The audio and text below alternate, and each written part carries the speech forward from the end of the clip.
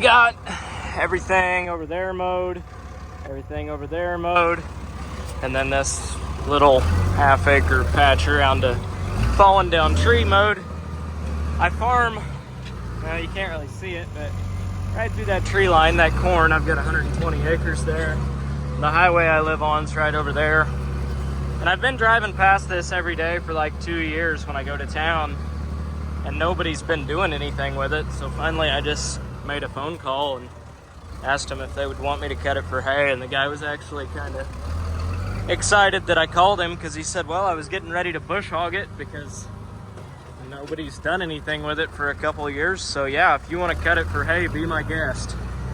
So it was a little bit weedy because it hadn't been cut in a couple of years, I don't think, but it made really thick hay, so we'll at least get something out of it, and then maybe spray it after it starts to come back up with some 2,4-D and turn it into just grass. But all in all, we may make 20 or 30 bales off of it, so good enough. And that right there is some of my white corn, and it's looking really good. It's even starting to turn, so it's drying down. It's supposed to get 102. It feels like 110 already today, and it's not even noon yet, so corn's definitely going to be drying down this week. Well, it is hotter than Satan's balls out today, and I have about 3 acres of hay left, and the PTO shaft just decided to come out the ass end of the tractor, so I don't know why. The snap ring that holds it in is right here. I'm hoping that it's just the snap ring popped out.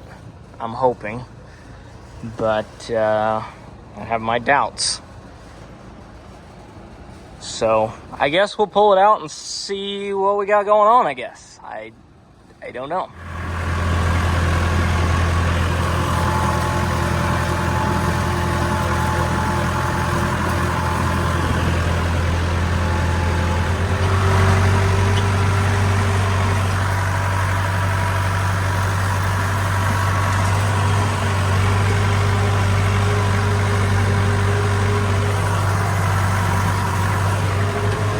So this hay here is a little bit thicker. I actually just cut it this morning.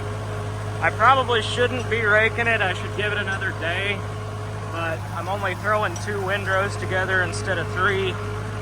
It's a fairly good drive, and I was already up this way anyways, so I'm gonna go ahead and rake it and give it an extra day to bale, but this tractor is quite a bit slower on the road than the baler tractor, so definitely going to give it almost another full day to dry, but going to go ahead and get it rolled over and raked. It's dry on top, but it's wet underneath, so I don't think it's going to hurt too much to go ahead and rake it, get it flipped over and drying underneath too. So making decent hay. I noticed something in a hay bale from a little distance, and it's safe to say that snake had a really bad day. He has become one with the bale now. Even popped out of the net wrap. It's kind of impressive, really. Michael's stealing my thunder. I had to go get a CV axle for my wife's car. That hole's a new hole. Never noticed that one before. But had to go get a new CV axle for my wife's car. We're gonna put that in this afternoon. Hay is damp. It's not near as dry as it probably should be, but it's not wet. I don't know. It'll be all right, but Michael took the baler, started baling. Got 8 or 9 bales back here so far off of like 4 acres, so pretty thick stuff.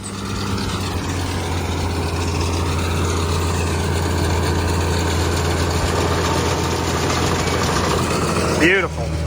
Got the first 6 rolled up. They are looking phenomenal. I really, really like the job this baler does. I mean, just look at that perfect bale.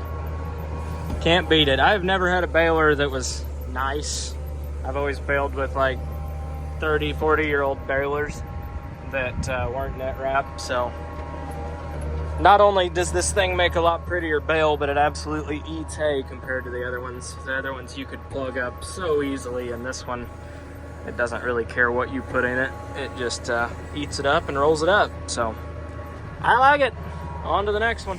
Of all the places we load hay, this is probably not the most ideal, but we get it done.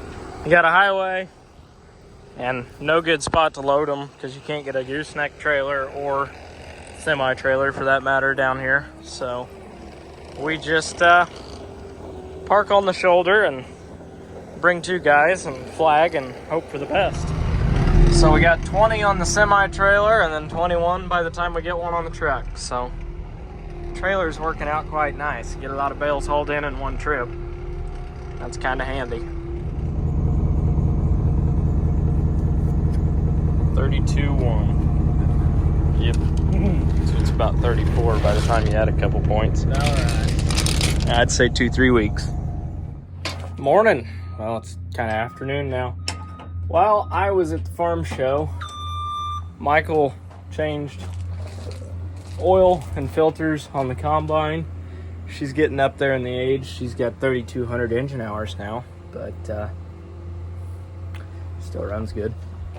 And like all the wear parts, my rasp bars, elevator chains, things like that are all in pretty good shape still. And it got ungovernmented, we'll call it,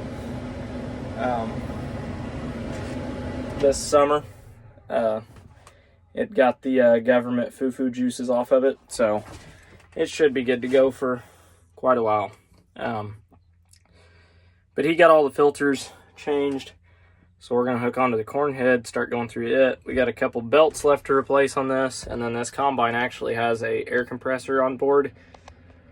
And we got a couple air lines leaking, so he's going to go get a couple airline fittings, whatever, so we can use the air compressor on this thing, which is nice because it actually has a fairly decent sized tank on it.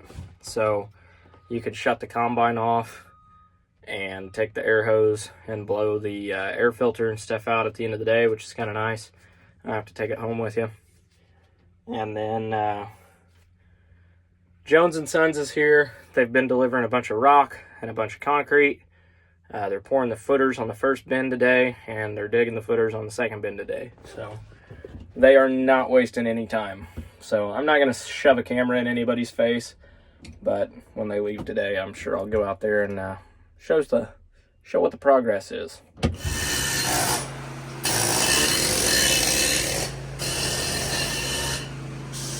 There's a lot going on around here right now. Half these vehicles aren't mine. So obviously I'm missing the outside snout and got a yellow one on. I've got both red ones to replace it. Dumping more rock. We're rocking and rolling. They got the second footer pretty well dug, so yeah, it's going quick. It's going real quick.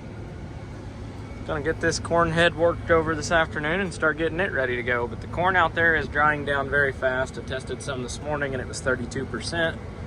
So there's already a few guys shelling actually that's 30 plus. I couldn't tell you why. That sounds really expensive and it's way too damn early to be getting in a hurry yet, but more power to them, I guess. But not me. I will be waiting for 25 before I even think about anything. But yeah, let's get this corn head ready.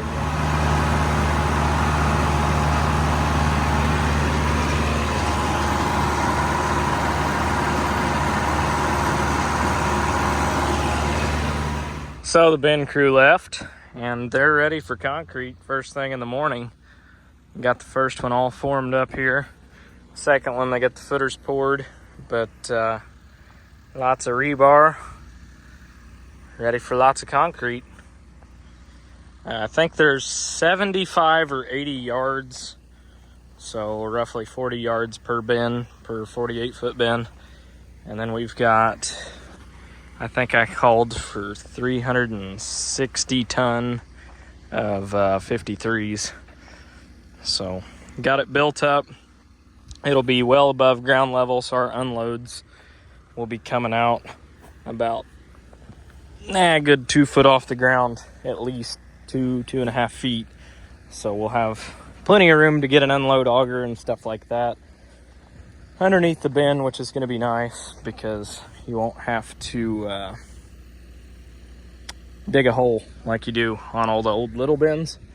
My plan is to eventually concrete all of this, but I'm poor right now and that's not an option. But we'll have an unload coming out here, and in the same spot over there, eventually put a leg up there, have a reclaim drag through here, and we got room for 2 or 3 more 48-foot bins to go that way. Put a drag on top, drag on bottom. It's sleek, simple, and easy. It just keeps things nice and neat. You don't have downspouts going everywhere. It's not overly complicated, so should be nice. But anyhow,